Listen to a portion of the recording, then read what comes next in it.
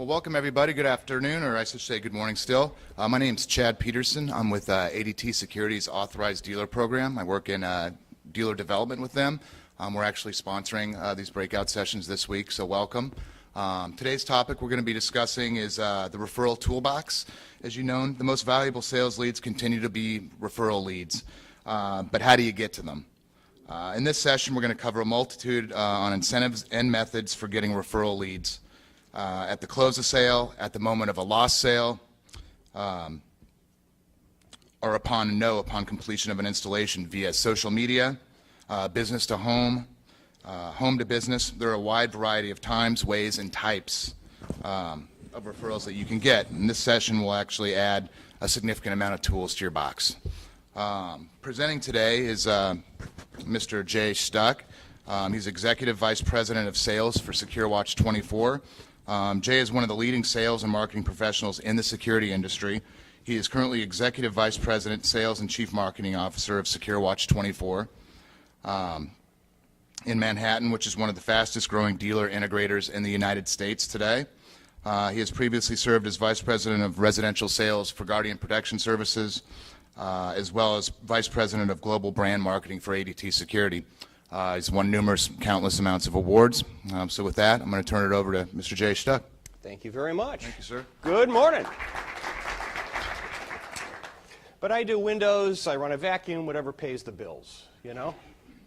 So Pat and Mike are walking outside a church, and Pat tells Mike he wants to go in and do confession. So he finds the father, and he sits down with the father, and he says, listen, I've been doing a lot of drinking lately in town. And the father says, well, okay, we'll absolve you for that. And he says, and I've been really consorting with some loose women in town as well. Oh, well, was it Betsy? No.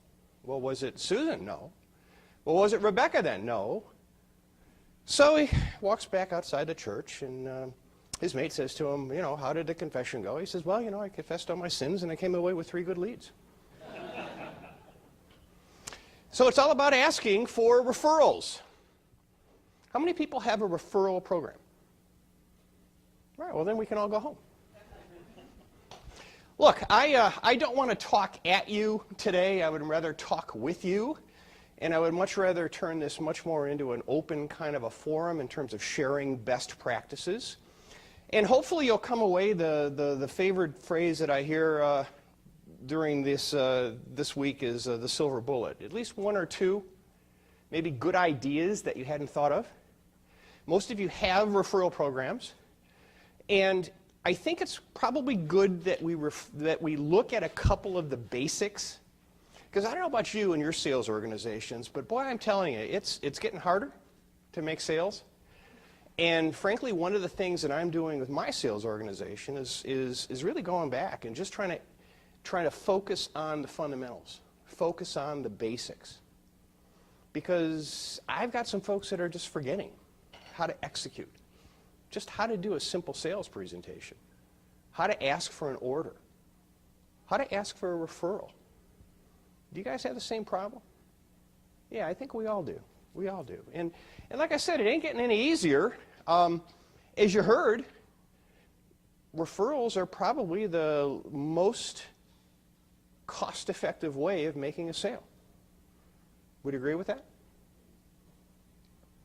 And, you know, in terms of cost of acquisition, in terms of just the amount of labor and sweat, people much smarter than I have taken a look at sort of activity.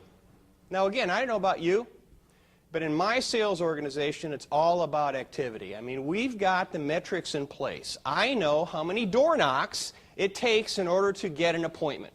I know how many appointments it's going to take in order for that rep to get a sale. I know how many postcards. I know how many pieces of direct mail.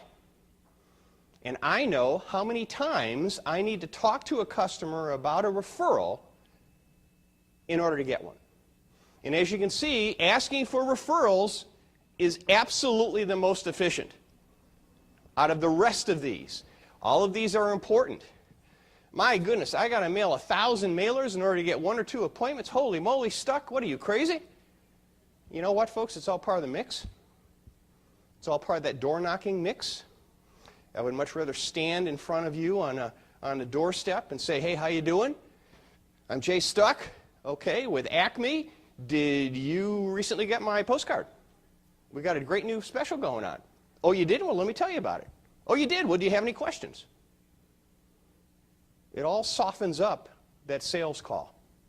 But as far as referrals go, absolutely positively, we've got to be training the sales organization and others, everybody in your organization should be asking for referrals. Holy moly, Jay, what are you talking about? I'm talking about when a customer calls up with a complaint and you successfully resolve that with your customer service person, why not be asking for a referral? We'll talk about how to do that. When your installer goes out, when your service tech goes out, it's all about referrals.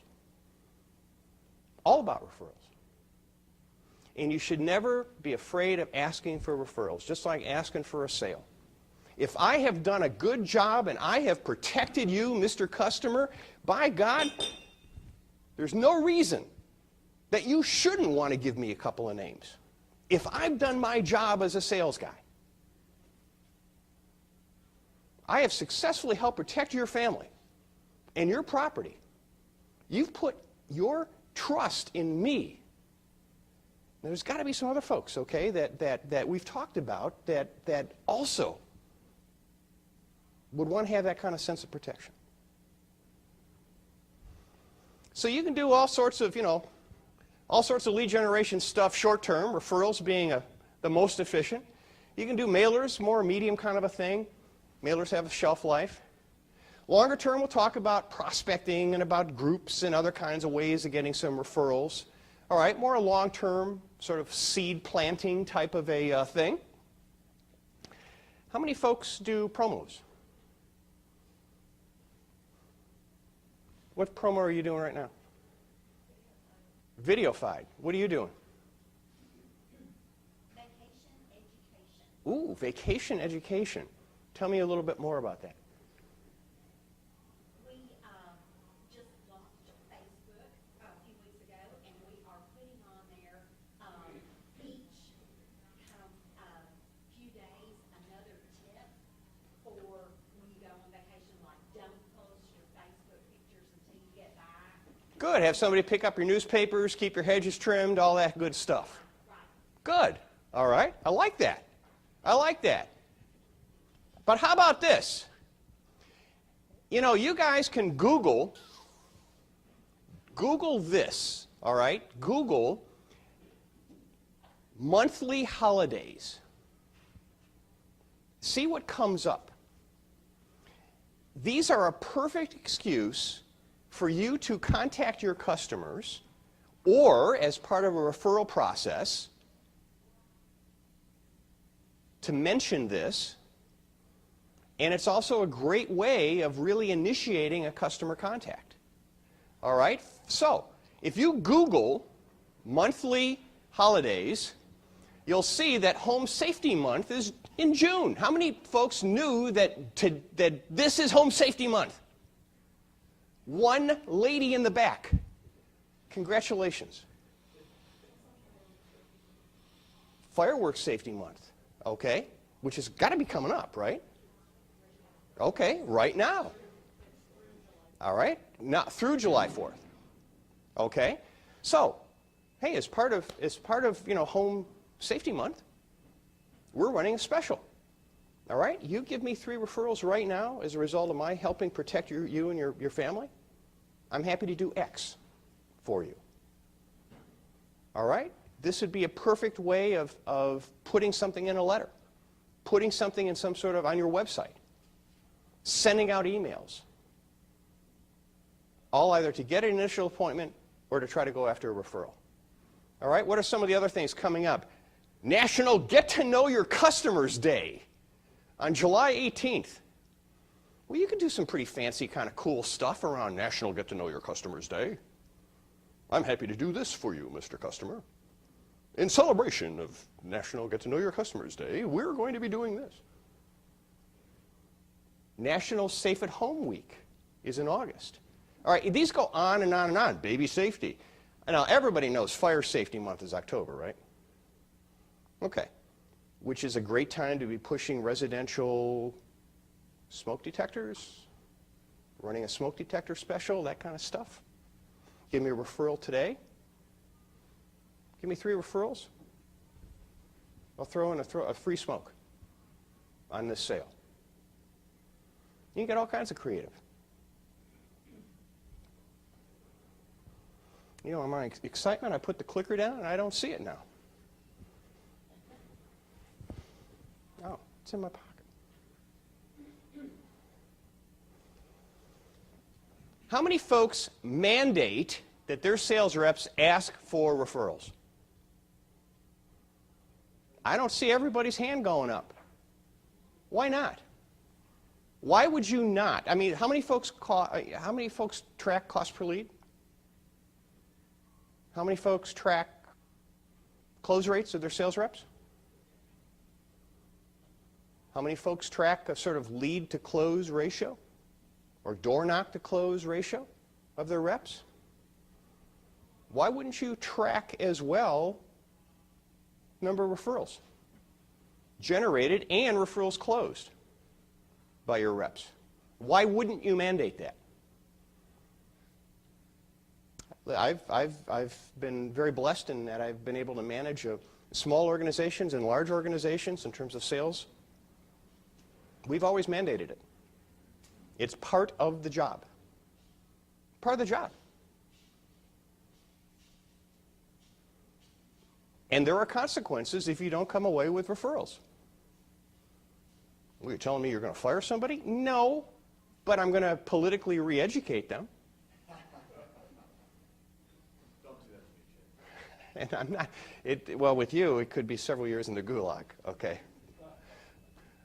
But my point here is that every visit, your sales manager or you should be mandating, should be keeping track of the referrals. Hey, thank you very much. You did a great job in making that sale. How many referrals did you come away with? I'm sorry, what did you say? What do you mean you don't have any? Folks, make it mandatory. Does that make sense? I mean, and again, just, again, go back to the basics. Execution, fundamentals in order to make sales. Not every hand went up on this. Now look, obviously we all have run incentives and contests, okay? This is certainly not a new idea. There is nothing new under the sun, but you know what? If you're going to do it right and make it rich for the reps. If you're not going to mandate it, or even if you are going to mandate it, at least don't give me an extra $20. Get creative with this. It's a good way to maybe come up with some merchandise. Everyone thinks cash, cash. Everybody works for cash. Give them a bicycle. Give them a card from Dick's Sporting Goods. All right? Some other retailer. Gas is always good. But the idea is that, and make it, give them some money, but give them something nice if it's merchandise. Get my attention if I'm a sales rep. $20 ain't going to do it for me. Questions on that? Yes, ma'am. When we give away gifts like that, we like to do things that would get their spouse or their family involved, like dinner for the family or something, or whatever we do, and we make it from a customer. So that when they're in Rackford eating or something, the manager, things like that. And when I go buy the gift certificate or whatever, Rackford knows that I'm coming. Oh, see, now that's very good. Very good. So not only are you making the rep feel good, you're making his or her family feel good, and you're reinforcing a customer relationship. Yes. Perfect. Perfect. Yes, sir. Not only do we do the contests, we actually make it part of the comp plan. If you don't generate 10% of your installs off of referrals, you make less on every single one of your sales. All right. When I talk about mandatory, there it is, man. It's part of my paycheck. Okay? So tell us one more time how that works so we can take good notes. So we say, listen, this is your comp plan, and if 10% or less of your installs are based on self-generation, then you make X. And if more than 10% Y. And Y is $25 more per install, plus a very, very generous bonus on the referrals. We don't skim and just do, say, $100 referral bonus. We'll pay you $250, $300, $400 extra on that referral because it's so much cheaper to do it. We might as well not. We don't try to just save the money. It's, listen, if you want to go out and get us a free lead that has generally a much higher credit score, birds of a feather, we're going to refer friends who will pass credit. They'll pay their bills, and it just sort of snowballs. And we've had a tremendous success. We actually have, one other point I would make is, I've seen organizations that just completely ignore what we call the orphan homes. So you have this high sales rep turnover, and you have hundreds and hundreds and hundreds or thousands of installs that were generated by a salesperson no one works for. And the company does absolutely nothing with those customers. We decided every time we lose a sales rep, those customers are assigned specifically to another sales rep. And that sales rep has to get referrals. We have one specific rep that did 41 installs in 1 month off of just calling the customers of previous sales reps no longer work for. Yeah, makes a lot of sense. I mean, first of all, how many folks have turnover rates in their sales organization? Like a lot. All right. And do you send your person out, knock on the door? We do everything over the phone. Okay. But we will send somebody if we need to send a local branch person. But most 98% of our sales are done. Okay. How many folks spend over $1 million a month on marketing? Well, if you're like me, we make sales the old-fashioned way. We're door knocking. All right. No one has that kind of budget except maybe some folks who have their name as ADT. So we got to find a better way to do it, and it's door knocking. And when your reps have some issues and say, geez, Jay, I don't know, I've been working the grid and this and that, and I'm just tapped out, give them a list of orphan accounts to knock. Or, as DevCon does, in-house sales, where they're dialing for dollars. And you ought to look at that. You ought to look at that, appointing somebody inside your organization doing exactly what DevCon is doing with success. Can I ask a question on that? Yes? Actually, I have a question for you. When you're making a call, are they calling to upsell or to check in how things going? What are they calling for? Well, they're always calling for referrals, but it's a very, very soft approach. It is a how are things going, and we encourage sales reps obviously in the notes. They're calling back with specific things to talk about. They do, if they weren't able to sell smoke the first time around, they were going to call back and try to sell smoke. We try to push. I think every home ought to have smoke. If it doesn't, you probably failed as a sales rep. And then when they call back, they're asking for referrals. Is there anybody else? I mean, sometimes it's the simplest question in the world too. Like sales reps won't ask, do you own a business? Do you have a rental property? I have one specific rep who actually, he has brain damage. He has significant brain damage. I don't know how he made it through the interview. He has a very, very difficult time prospecting new business. So every single time he gets an install, he has to get 2 or 3 more out of that because he cannot survive off of originating. It's just not possible. So he asked one simple question that no one else likes to ask. Do you own any other homes? On multiple occasions, he had one lady who said, oh yeah, I own 13 homes in the exact same, I own the entire neighborhood. Let's just do them all. So we flew out 4 technicians into 13 homes in 1 day. We have another customer for the exact same sales rep who did 57 homes with us. I mean, we're just talking about asking a question, do you have a second home? It's amazing how many people will secure 1 home, and they just never mention to you that they have another one. They have a snowbird home in Right. Florida, and they've got an apartment in New York, Or business. or a small business. Or a small business. Right. Hey, thank you very much for allowing me to protect you and your home today. By the way, do you own a small business? Have I got a deal for you? But if you all had phone, the benefit of doing everything is over the phone, we can listen to every single phone call. It's shocking how many times, at one point we're doing 12, 1,300 installs a month over the phone, and you can't get a sales rep, you can't get a run-of-the-mill sales rep to say to the customer, do you have another home? Do you have a business? Or do you have a friend or a family member? But the sales reps who do it, they're doing 20% of their business off of just self-gen. And I just don't think you Right. Right. Couple of points on this slide. Thank you. I work with some folks that are really, really sharp, and they have a technique that really works well for them that you folks might want to try, and that is, rather than just say, oh, by the way, do you have 3 or 4 other folks that you think might want to help protect their home like you've protected yours? The technique they use is just automatic. They've created a form that's an official-looking form, very similar to, right of rescission 3-day, contract, add-on form, central station form, okay? And instead, it's just sort of like, well, I'd like you to really, we've got about 7 or 8 different kinds of forms here. You're going to have to sign your life away.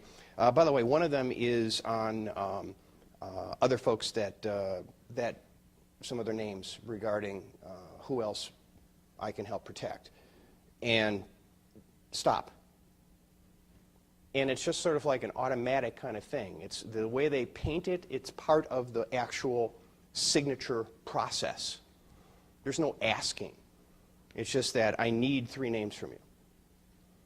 And it works for these folks. Try it. Try to train to it. See if it works for you all. Secondly, create an official-looking form. Just don't have a sales rep just sort of like hand scrawl. This is a tool that can be used by your sales managers. Hey, there are 3 names here. What happened to these? I'd like to also audit. It's a great way of auditing that mandatory activity. Let me see your form in terms of the stuck sales call.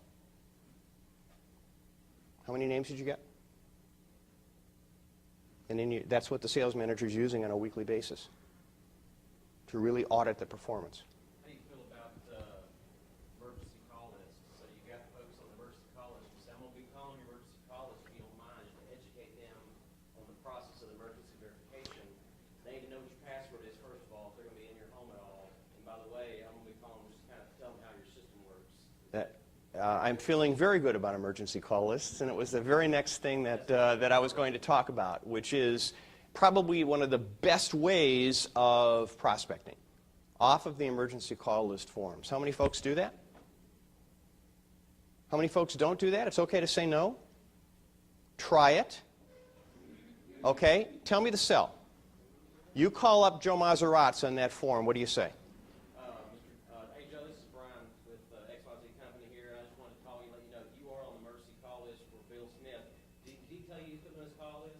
No, he didn't. Well, he did, and if that's an issue, we can call him and let him know. But I'd like to come out and kind of talk to you about how the systems work and let you know how the process works for the emergency verification. He's trusting you with this phone call just to say, hey, his alarm's going off. I'd like you to be educated on how it works. It was a good time. Did he spend a lot of money with you? Not too bad, actually. Yeah, we can design a system based around whatever it is you need for your home. We did a life safety system for his house to save his family against fire damage and water claims and stuff like that against his insurance company. We do all kinds of crazy stuff. We can do all kinds of stuff for you. Folks, that's the way to do it.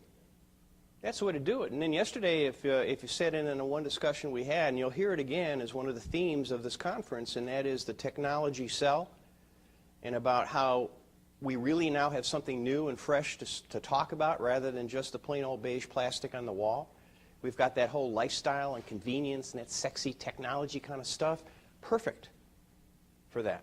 It's amazing to me how people don't see opportunities like that, or like whenever we have service calls in our company. I'm of the thinking that it'd be nice to be able to give all of our sales reps a service call list for the month and say, these are service calls we had. Man, go out there and introduce yourself to them and ask them how the service call went. You know? Yes, sir. So at time of sale, we ask the customers to commit.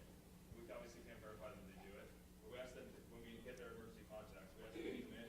So by the end of the day, they'll call the emergency contacts and let them know they're getting an alarm system, and that the emergency contact is on the list.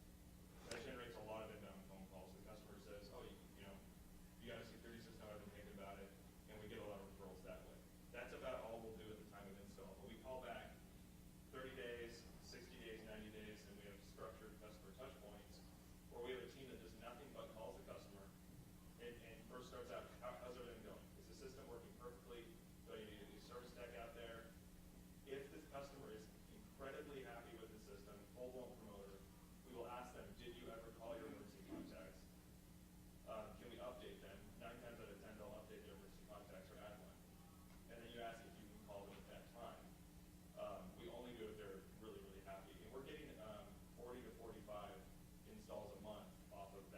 Huge. Huge. How many folks mandate that your sales rep goes to the install? Why do you do that? We feel like it helps the technicians get the job done faster. We feel like the technician might not understand why they were putting the motion in this certain part of the house, and we don't want them having to sit there for a extensive amount of time. We still do a full perimeter, hardware and everything. So which is kind of different than probably most people here, but we want to make sure that the client understands that we're out there to take care of them, but also we want the salesperson to be telling the installer where the equipment is supposed to go. Even though they have a drawing, we do not want the customer to be the person who has to say, well, the sales rep told me that the motion was going to go there, why are you putting it right here? How many folks have... That creates a bad conflict between them. How many folks, that's a huge reason. Thank you for that. How many folks have ever had an installer truly, almost totally fudge up a sale? Why did he do that? Why did that so? Okay, and he does it because he walks around and he says, who was your sales rep? Jay recommended that you put the motion detector here? And suddenly the customer is questioning the credibility of, Jay, the entire organization, all right? Wait a minute, I'm putting my life and property in the hands of some schmuck? Okay, that doesn't even know the right placement of a smoke detector? Well, where should it go? Kind of thing. So that's huge. A great reason to have the salesperson go out, because if the installer has a question like that, he doesn't have to talk to the customer. He can talk to the rep. Can't make it. We require that they let the salesman know so the salesman can go out there. Ooh, good, good. Yeah, but look, man, I was out making calls until 10 o'clock last night, dude. I mean, the last thing I want to do is be on a job site at 8 a.m. in the morning, okay, with some dude in the toolbox. Please, I really don't want to go to this thing. Is there some way you can help me? Okay. Hey, folks, you know what? What you're hearing is that sometimes you got to be tough. Here's a customer that runs towards the field and sales rep who also visited the house and introduced the technicians or the installers. Say, Jimmy and Greg will be the installers today. If you have any questions, I'll be here to answer. Oh, that's sweet. So that just Sweet. compounds the company is going to back them up all the time. You're introducing, instead of just somebody knocking on the door, I'm here to install your alarm. You're introducing them. Sweet. All right, now, men and women, this is going to sound kind of hokey, all right? But I actually have seen with my own eyes reps who have been very successful asking for referrals at an install by bringing something as a gift to the customer, just something small. Okay, you stop off at ShopRite or Stop and Shop or whatever, and they buy a little $5 bouquet of flowers, and you know what? I just want to thank you very much, ma'am. All right, you made the right decision. And that segues right into asking for referrals and also cloverleafing the neighborhood. All right? I've had people bring flowers, candy, even fire extinguishers. And if you think that through, you're willing to spend $20 from True Value Hardware on a fire extinguisher in order to save $500 in marketing costs? Man, I'll do that all day long. All right? To generate a referral. Kind of makes sense. A candle. Okay.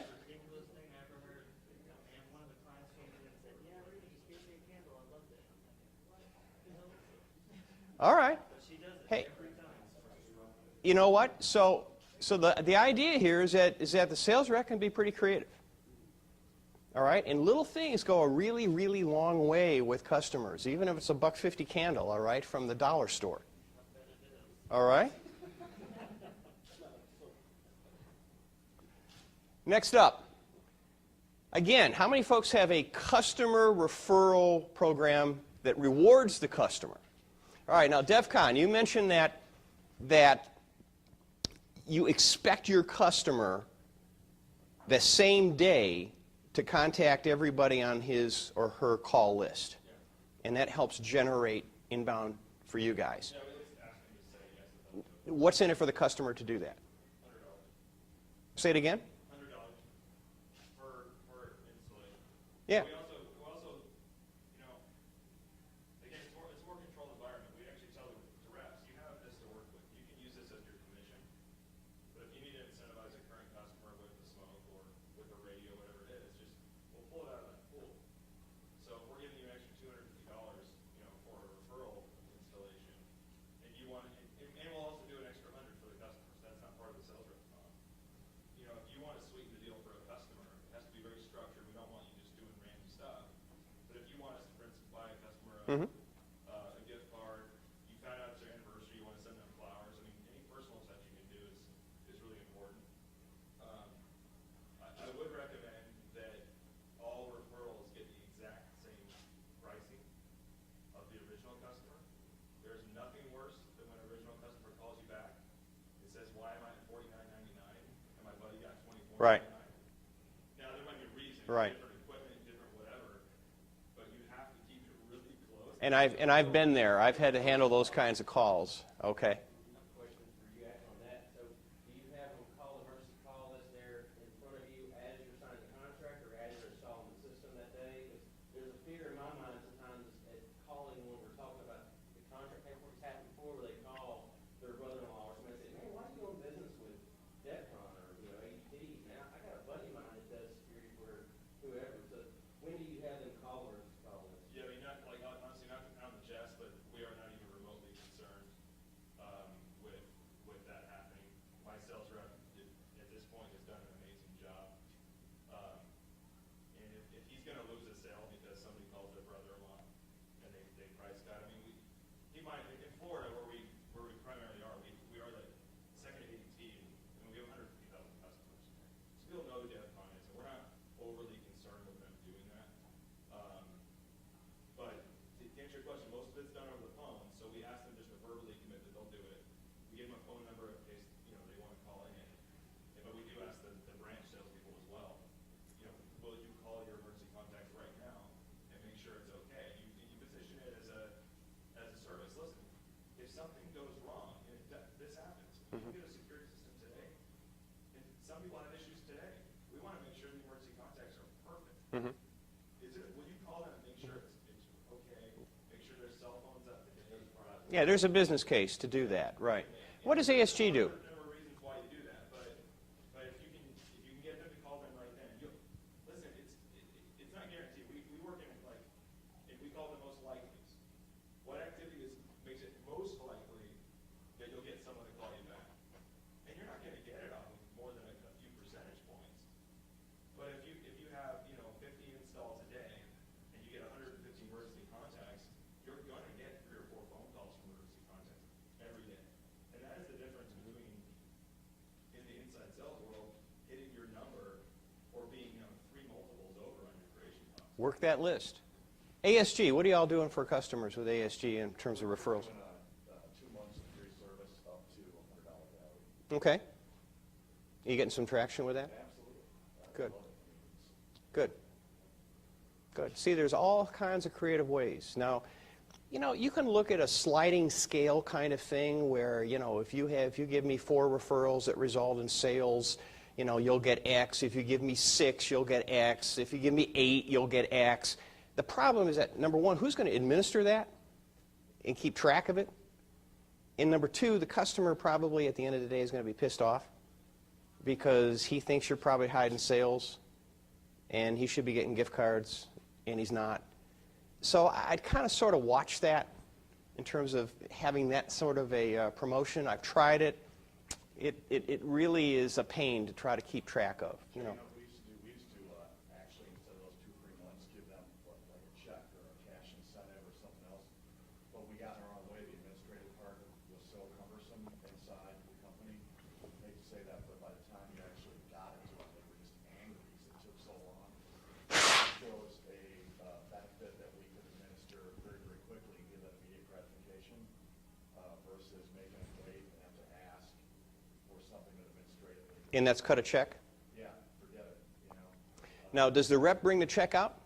Well, we don't do that anymore. It's not. Okay.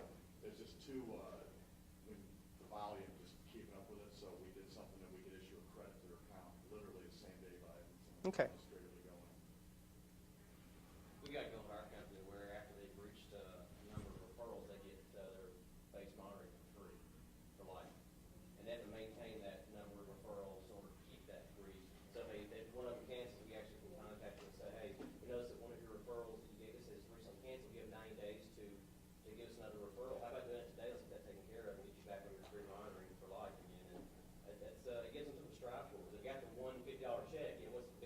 But they get the one, at least 6 more. They get 2 more. All they need Well, 5 more, and that kind of. my blessings on you, because again, that sounds like it would be a very labor-intensive, administratively intensive kind of a program.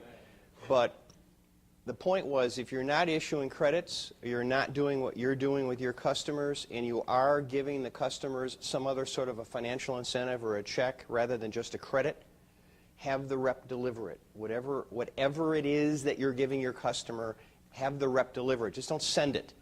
The whole point is that when I'm in your face and I'm giving you this reward, there's more where that came from, Mr. Customer.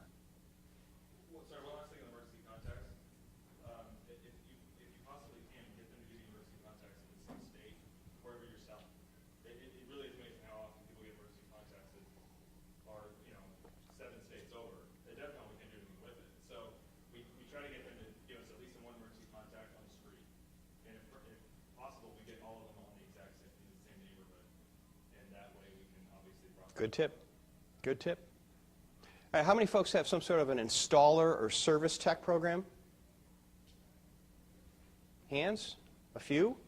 How many don't? Okay, think about it. Why would you want to have an installer-based program where, again, if I'm screwing something in a wall, there's an opportunity for me to make a little more money if I come away with a referral from that customer? Right? How does your program work? Anybody? With your installers? We do it to help try to reduce the creation multiple so that they actually have a discounted price for the salesperson is able to offer, and they explain that this device can be installed at this price because I'm here now and I do what truck can to your best interest to do this, Mr. Customer, and then they get 10% of their total sale installer does instead of. So they get 10% of the total install. So what does that average out to, would you guess? I know that the guys are probably making $50 to $60 if they get a decent add-on. This is what people tend to add, at least what we're seeing. The life safety seems to be a secondary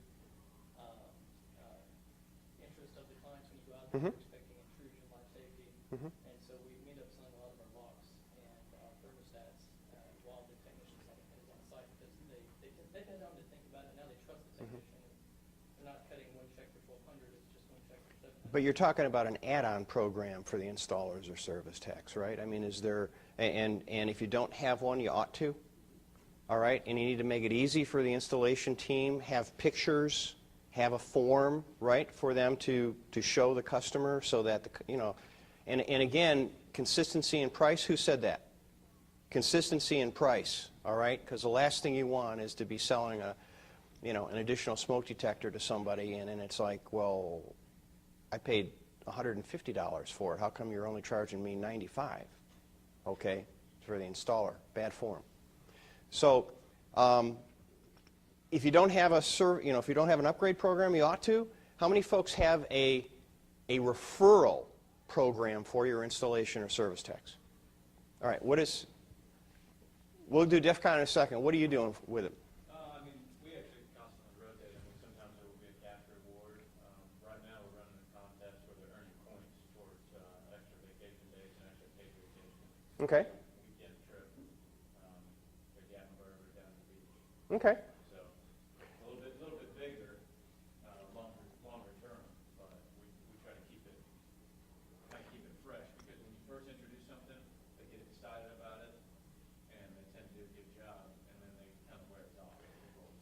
But, and to that point, two things. First of all, if you're going to run a program like that, again, make it rich so that it gets my attention. Right. Number two, if there is a payoff, do it publicly.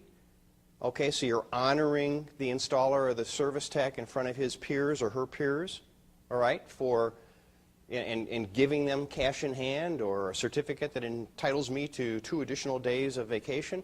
Think about the creation multiple. Think about the room you've got. $20 ain't not going to get my attention, okay, if I'm an installer. That's my Dunkin' Donuts bill. All right? Yes?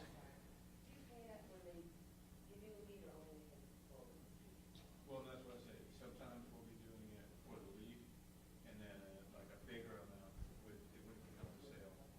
But we've been running it for it was a bigger one over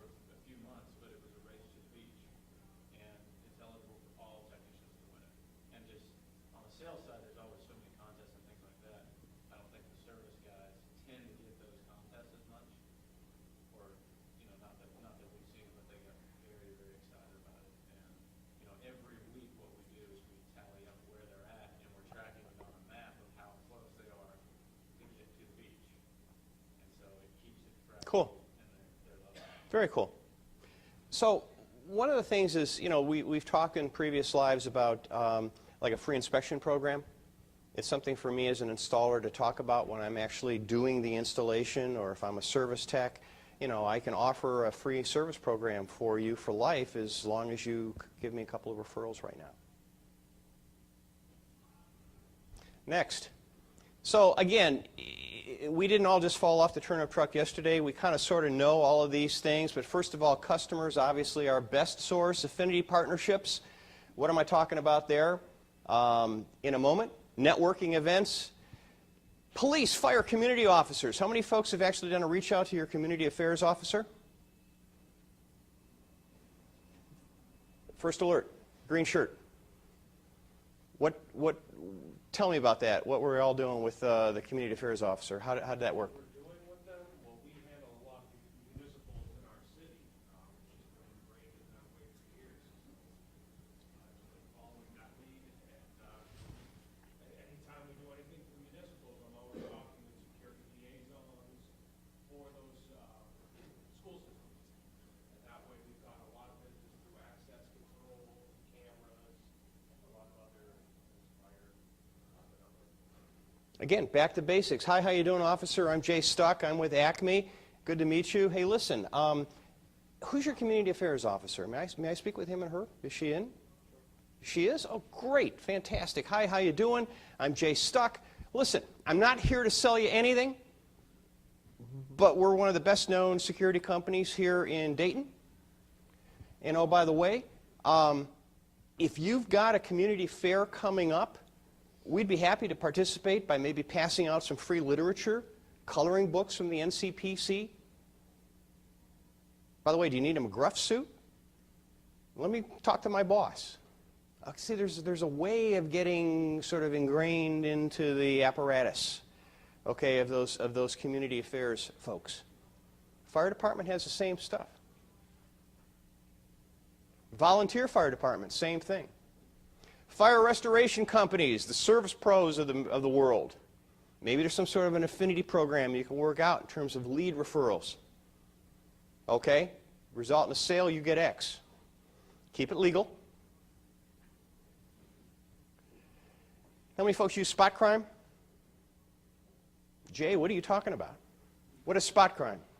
It's a daily email I get. They send me all the local crime activity based on the zip code or neighborhood and our place. You folks ever heard of that? See that? That could be the silver bullet of this session. All right, how do you use spot crime? How do you use that? So you get this email and it says within 12 miles of this position, there have been 3 break-ins and 1 whatever. Well, we're kind of a newer operation, so we don't have a lot of tools in place. And we'll ramp up any service calls or any installs that are in that area. We use a door hanger program in those areas specifically. And we get a lot of phone calls for this install branch. Yeah, I mean, it's not quite ambulance chasing, but you're saturating the area with sales, right? With material, right. All right, sir. It's going to sound crazy, but what we did was we partnered up with one of our television stations, and they had us on there with a commercial that said Allstate Security is sponsoring spot crime. Log on and sign up for spot crime so you can know the crime in your area. Brought to you by Allstate Security, right? Well, then spot crime gave us all the email addresses for everyone who signed up in Amarillo. Cool. So then from there, Nice. everyone that had a sense of, they had that fear or whatever you want to call it, that they had a need to want to know what was going on in their area. We started marketing. Nice. Now, there are also child predator programs out there. There are websites you can go to see child predators in neighborhoods. Again, it's a possible affinity for your company to maybe reach out to who's ever sponsoring that site, see whether or not there's some sort of a marketing relationship that be created there. Senior citizens groups, movers, furniture companies, lawn care companies, all of which are ripe for some sort of affinity partnerships and referral programs. You pick it in terms of what you want to pay. But again, think of that creation multiple. As far as I'm concerned, I got about $400 or $500 I can play with in terms of marketing lead generation. Go back. This is going to be available on the ESX website, by the way. Now, social media. Team, I'm here to tell you. Okay? I'm an old dog. I don't get a lot of it. Find somebody in your organization or pay somebody who does this for a living, who knows how to do it well. Okay? I mean, I'm a strong believer in I don't know everything. And on some things, you can't go cheap. I'd rather, you're shaking your head, Bob. I mean, We pay somebody to do this. Right. Professionally. Personally, I hate it. You know, I'm like, I'm that old for it. You know, that's a young man's game. We have some really, really smart people that we've hired, pay them on a monthly basis to do all of that. Even the opinion websites are really, really good. and we're going to talk about that coming up. We just extended our contract to have them manage all of that as well. Yeah, we're going to talk about that. In terms of the social media, everyone's heard of LinkedIn. I happen to be a power user on LinkedIn. I got some sort of an email from them saying I'm one of the top 1 or 2% of people on LinkedIn. I don't know, in terms of folks that are somehow linked to me or I'm linked to them. So I use it a lot. There's an opportunity, all right, to brag a little bit about and talk about some corporate referral programs on LinkedIn. If you have a corporate website for LinkedIn. Yelp. Anybody heard of Yelp? Yeah. What's Yelp? You. Just, they're a local podcast talking about your restaurant or your business, and you're out yelping about some place to eat or Yep. something that you like. It's an opportunity for people to complain about your business or praise your business on Yelp. There's a couple of sites, and we'll come back to what Bob was talking about in terms of some of these other consumer social media sites. Okay, but my particular company is called SW24. I got a notice from my internet person that said, hey, Jay, you got to do something about this guy. He's killing you.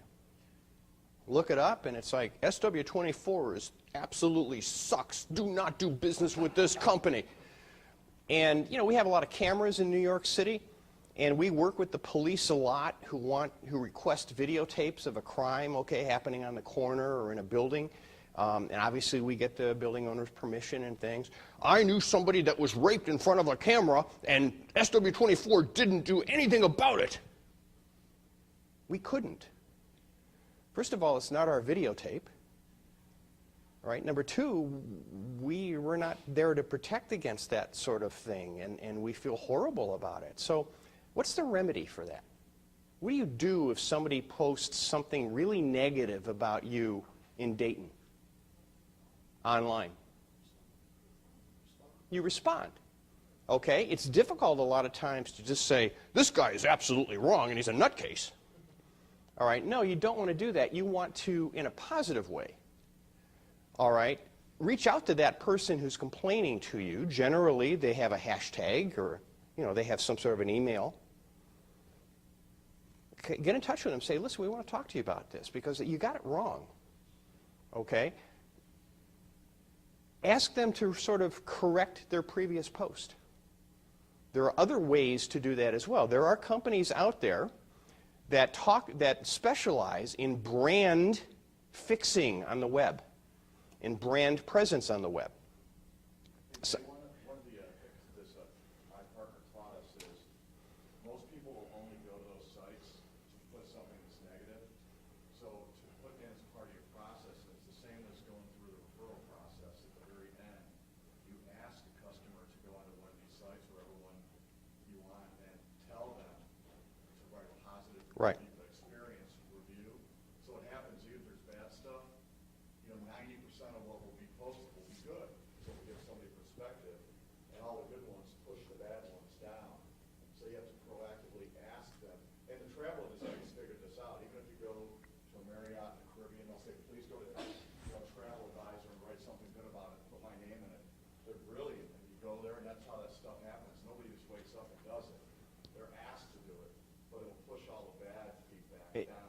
You're absolutely right, man. And I just heard a geek joke the other day. And the geek joke was, where do you hide a dead body? On the 3rd page of Google. It's a geek joke. But that's to your point. The bad stuff gets pushed down by all the positive stuff. Okay? And yes, sir. We have an employee, his job is solely to serve all the forums for security. And there was an individual on there that was really going after some of the products that we use and saying why they weren't good. And our employee went in there, they had a conversation on there, turned the guy's opinion around, and now that one individual is the biggest promoter for our company, for our DIY service. And there you have it. How many folks know Angie's List? Seen advertising? Y'all listed on Angie's List, your companies? You afraid of it? Don't be. Chances are, sooner or later, your company is going to end up on Angie's List anyway. Might as well establish an account. Get your company up there right now. Sir? Is there a way, kind of your point on the asking the customer to do the nice recommendation on Yelp or something like that, is there a way to track those activities somehow by name, and you could go back and maybe give a spiff to the customer for that activity and say, thank you for giving us positive feedback. Here's you a gift card. Or Sure. a candle or whatever it is. Is there a way to do it? Sure. Track by name or anything on the Yeah, generally when you're posting any sort of a message on these social sites, as I said, there's some contact information, even if it's a Twitter name, okay, at JStuck or something like that. And yeah, you can tweet me rather, or send me an email and start to engage with me that way. There are a lot that are anonymous. Now, there's another way of working with that. Write down reputation.com. Now, this is a company that specializes in fixing those anonymous poison arrows. All right? But, and they'll charge you for it, but again, they've got, a lot of 18-year-olds running around there who are pretty smart and know how to do this. And as Bob says, push the negative stuff down to page 3 and 4. So it's reputation.com. There's another one called Reputation Changer. Another one called Blue Robot.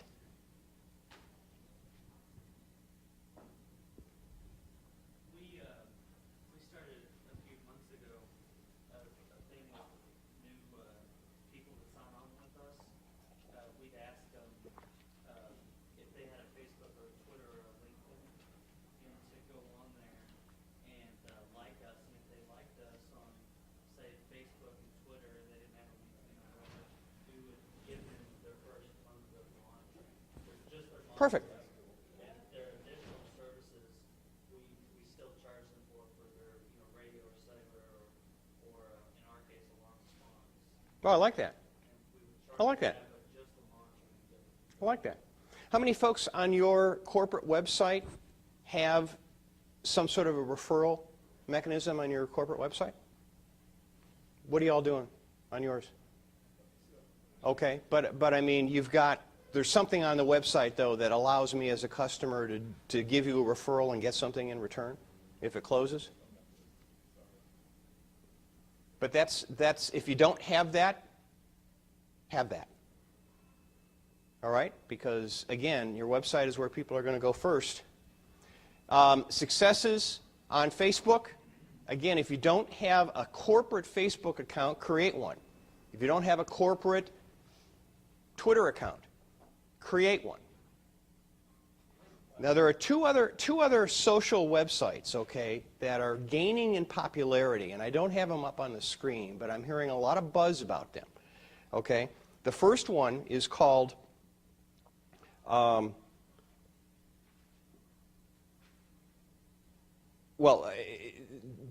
is another one. How many folks know Tumblr? It was just purchased. Okay. Google Plus.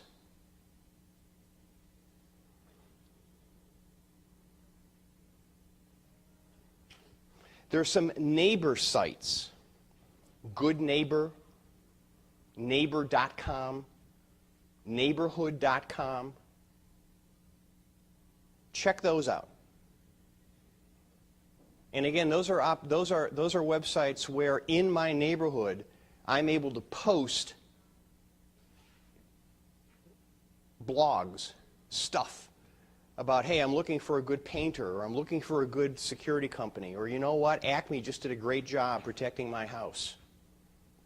There's a real opportunity there in terms of trying to really get some positive referrals going on those neighborhood websites. How many people have ever tried a gas and grocery promo? What am I talking about? Travel voucher promo. You give me X number of referrals, and again, there are companies on the web. Now be careful here, all right? But what they will do is they will offer a free 2-night, 3-day stay at a vacation resort. I've used them. There are some reputable ones, and there are ones that are not so reputable. What happens is you get a certificate. Now, this is not free. The customer has to get himself to that resort facility. They have to pay to either drive or fly to get there, but it is legitimate, and you get a decent room at this facility for 2 nights and 3 days. There are vacation voucher companies. You can search them on the web. You'll see that a number of them have some very good reputations and some that have horrible reputations. And you'll see which one has the good reputation. But again, it's an incentive way of generating referrals. Gas and grocery cards. There are a number of sites, again, that do exactly the same thing. That give your customers a gas and grocery card. This is kind of a question out to everyone that does these promos. What do you consider, or what have you found that is attractive to individuals? $50 gas card, 5 referrals, 10 referrals. I mean, what have you guys seen out there that is giving you success in these programs? Anybody? Has to be something per some sort, otherwise it's like, well, yeah, this is like a small gratification, like $50 like that. It has to be something almost per referral of some sort.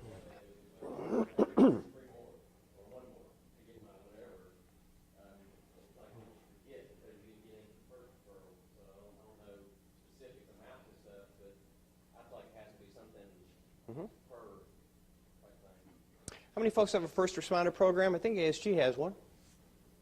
Okay, what am I talking about? Special discount?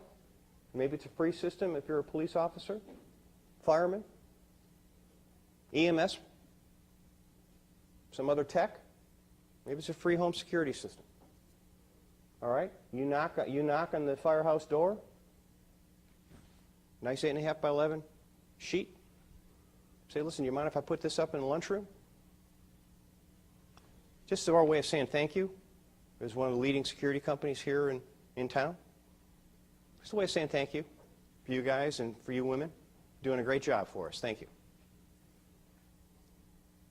Great way of also generating referrals.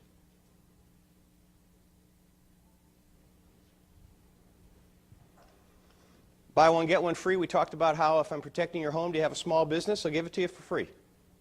Or vice versa. Thank you for spending $1,200 with me to protect your bodega. You got a home? I'll give you a free basic system. Thank you very much. 5-year contract, 6 copies, press hard. Lost sales. We talked about lost sales. Okay. I'm in your living room. For whatever reason, I have not done a good job and I have not closed you. Should that prevent me from actually asking whether or not there's somebody else? Listen, I obviously have not done really the right job in terms of trying to help you tonight, and I feel badly about that. I'm really going to have to kind of review all of the information that you've given me, and is there something that I can really maybe go over again with you that prevents you from actually signing with me tonight? But you know what? Just because I wasn't able to help you, you've mentioned several times that you've got a grandma and you've got a daughter in college. I would sure love to be able to help protect them. And I've got a couple of things that I would love to talk to you about there, or directly with them. You just ask for a referral. Now, was I offensive in any way? Sir. We teach our small business guys to, when they're prospecting, turn cold calling into warm calling. Last thing you ask, even when you're getting rejected, is do you know somebody else that might need a security system? They will give you a referral just to get you out of there, to get rid of you. Especially me, to get rid of me. Yeah, they'll just to get rid of you. Just to get rid of you. What? You know what? Good tip. Down the street, had a break-in, or Good this tip. and that, and that's your next stop. Good tip. Question you ask. Hey, excellent. Insurance agents, listen, technically we're out of time. If you don't have an insurance agent program, you might want to consider doing one. Insurance agents receive annual bonuses based on, in the pool of customers that they've written that year or they've written in previous years, what their claims are. And if I've got a pool of customers and my claims are limited from my pool, I get a bonus. One of the ways that I can limit claims is by recommending security systems to my customers.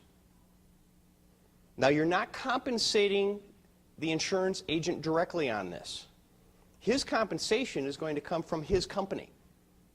Because if you get him to write a letter that he sends out, or she sends out to all of her customer base that says, listen, we believe in home security. I can offer you a discount up to 10%, and I've partnered with Acme here in town in order to do that. And I strongly recommend that you consider a home security system or a system for your small business. That guy's doing the prospecting for you. All right? Legitimate program. And it benefits him because the more systems I put in, the less risk that my customers have for claims against my company. And that means money for me at the end of the year. Insurance agent programs, you have to be very, very careful with this. There are local laws that prevent you dealing directly with a number of different realtors directly. In many cases, however, you can go to the manager of an office and you can work a deal with that manager. Hey, thanks. And we're done. Employee referral programs. How many people have an employee referral program? Again, rich opportunity for you to mine your employees. Folks, was this helpful? Yes. You came away with a couple things? Thank you very much.